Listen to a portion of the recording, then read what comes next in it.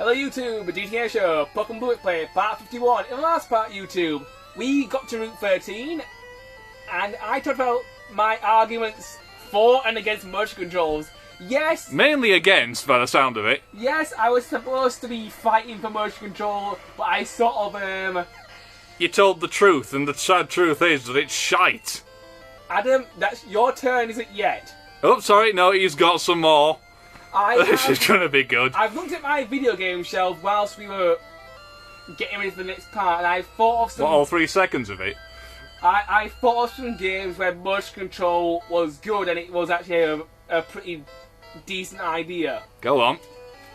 Okay, if you look at the Wii remote, YouTube, you will notice that it doesn't have many buttons. And No, from memory, it has a direction button, start, home, select, A, 1 and 2, and a B button on the back. And an A button. Oh yeah, a big A button. So it also has a connection. So it's called the nunchuck. It's sort of another direction controller with 2 buttons. Yeah, and C and Z, I believe. you also the classic controller is like a PS2 controller combined with a SNES controller, or the classic controller Pro is like a PS2 controller. Who's copying who now? Well, originally when Nintendo designed the classic controller, people complained at the way it was shaped and where the Z buttons were, so just to shut the fans up, they changed the design. By copying someone else's. Well, it looks like someone else's, but it's not a complete copy. It's legally distinct. Yeah. Anyway, motion controls, right. Well, 2D and 3D platforms, motion controls can actually help you. May I bring to your attention the excellent platforming game that I've reviewed before, Wario Land: The Shake Dimension, or if you're an American, Wario Land: Shake It. Right. In Wario Land: Shake It, you have to do certain things. Sometimes you may need to... Mainly shaking the controller. Sometimes you may need to shake the controller to do something, sometimes you may need to tilt the controller. And some of these motions actually do translate well, and it does make the experience better, because if you think about it, let's say you're tilting the control... Okay, you got your D-pad that moves Wario. Now if you wanted to tilt the minecart or the thing that you're using, you probably have to plug in the nunchuck and get out your analog stick, wouldn't you? If you wanted to move and tilt at the same time. Or you could always use, I don't know, the shoulder buttons. Yeah, I can see what you're getting at there. Yeah, go on. So I thought tilting the Wii remote to like move the minecart in Wario Land: Shake Dimension was a decent idea. I thought that most of the time it worked. It wasn't. I have to confess, the motions in Shake Dimension match pretty much what you're supposed to be doing. Yeah, because Adam's actually almost beat the game. He's only got one more map and one boss and 2 bosses to go. Which I'd like to point out I will never do, because I got bored of the game long ago. Yeah, and continue your little rant. The second motion that you have in the game is the ability to punch the floor with your face. You just give the remote like a shake downwards as you were, as you would in real life. You sort of like thrust it towards the floor. Obviously not that far because you don't need to, but you just get like a little jolt to the floor. No, you just waggle it slightly and he punches the floor. Yeah. So the motion sort of makes sense. That still doesn't change the fact that there's nothing Wario does that can't be solved with a simple controller. I know, but it's inventive. It's inventive, I'll give you that. It's inventive, the fact that they ain't got many buttons to work with, so they sort of... That's not the programmer's fault, that's the hardware designer's fault. Yeah, it is. I mean... And frankly, if you can create a game where all you have is it's a pause button, a direction pad, and 2 face buttons, I don't see why you should need any more. And okay, for more games like you got like more functions like, I don't know, crouch, sprint, and all that other shit. And heavy melee, light melee, and which is just punch. And punch harder. Yeah. Really, if you're in a life or death situation, you wouldn't use anything else than your heaviest attack, surely. Well, unless heaviest attack is slow as balls. And it's not a boxing match. where you have to carefully alternate between heavy blows and light blows, and know when to block and dodge and shit like that. If it's a matter of life and death, you pick up a pipe and insert it up his fucking face. You don't sort of piss about with anything like that. Anyway, so I thought the motion controls in Whale and Shake Dimension were good, and they were a good idea. Within reason. Now we come to the idea. We're to Twilight Princess now. In Twilight Princess, you press the Z button to block with your shield. Now there is one motion control that just... it works, but it's one of those motion controls that you have to sort of learn how to make it work so you can use it all the time you want to use it. It's the move I like to call... It's so damn easy. I know, I could have debunked your theory about 7 times over by now, but I'm just praying at some point you're going to give me something challenging to work with. Yes, I do realize I'm undermining this shit here, but I'm sort of working on both sides of the argument here now. Yeah, you are. So I've had to do sod all work, and you're just doing everything for me. Shut up. As if it was supposed to be a debate, and you just seem to be destroying it yourself. I'm doing my best. I'm trying. You picked a topic that really doesn't have anything good worth saying about it. Anyway, the shield shove move in Twilight Princess is one of the most difficult moves to perform. You have to hold Z and then shove your remote forward, and sometimes it doesn't always register.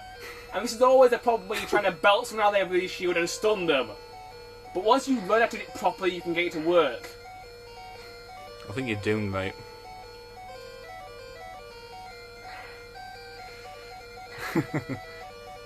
Go on. Missed. Switch, yeah. Oh, he's trying to get himself away from his losing argument by concentrating on the game for once. And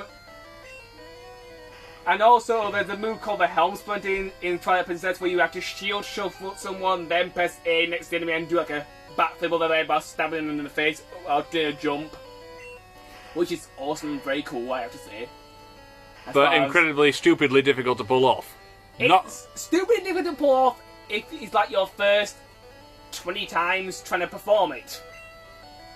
Usually but they point out that when you're trying to perform it, it's a blocking move, so you're about to get hit. So you want the fucker to work. Blocking, you just press Z. To shield shove... Oh, so it's an attack, not a defensive thing. Well, shield shove is basically belting the enemy around the head with your shield. Right. Helm Splinter is basically belting around the head with the shield, jumping up in the air, stabbing them in the face, then landing behind them. Right. It's acrobatics with a sword. Okay. Can I ask what this has got to do with the motion controls and the awesomeness thereof? It comes down to the fact that in Twilight Princess it was one of the very first motion control games made, so Nintendo may have not actually figured out how to get this to work properly yet. Then comes... Oh, bloody hell. Then comes Sega's attempt. Oh boy. Yeah, just keep digging, mate. Just keep digging. We can still see your head.